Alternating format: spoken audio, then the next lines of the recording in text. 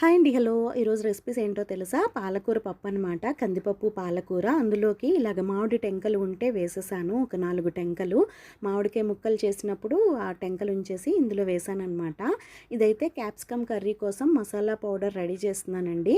ఇలా dry roast చేసుకోవాలి. పల్లీలు, నువ్వులు, ఎండు కొబ్బరి, కాశ్మీరీ రెడ్ చిల్లీస్, కొంచెం మిరియాలు, దాల్చిన చెక్క, ధనియాలు, సోంపు, అలాగే కొంచెం జీలకర్ర వేసేసి ఇలాగ పౌడర్ చేసేసుకోవాలి. ఫ్రై అయిన తర్వాత, చల్లారిన తర్వాత.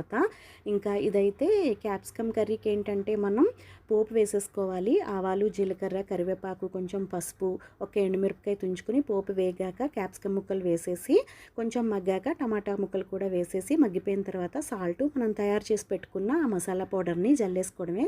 చాలా బాగుంటుంది కమ్మగా. మీరు కూడా ట్రై చేయండి. ఇంకా ఇదైతే కందిపప్పు, పాలకూర. ఇందులోకి ఏంటంటే కొంచెం పులుపు చాలినట్లయితే కొంచెం లెమన్ సాల్ట్ వేసాను. ఇలా మామిడి టెంకలు చాలా బాగుంటాయండి. ఇలా వేసేసుకోండి.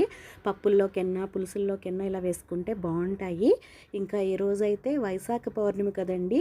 వైశాఖ పౌర్ణమికి ఏంటంటే నాకు ప్రతి ఇయరు ఏంటంటే మంచిలో చిన్న చిన్న కుండల్లో మంచినీరు, మజ్జిగ నాకు దానం ఇస్తానన్నమాట.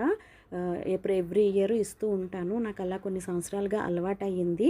సో మనం ఏ రోజైనా ఇవ్వచ్చు, సమ్మర్ కాబట్టి.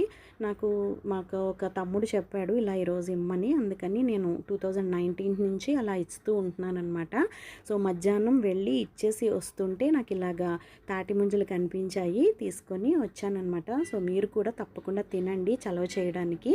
సో ఇవైతే ఈరోజు రెసిపీస్.